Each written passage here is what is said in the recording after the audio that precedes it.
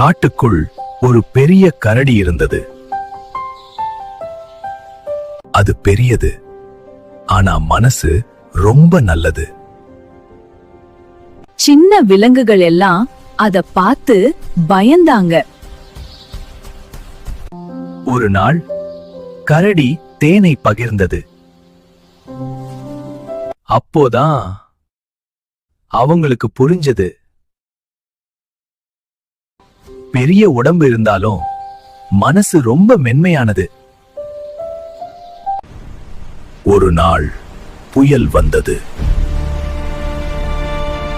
கரடி எல்லாரையும் பாதுகாத்தது.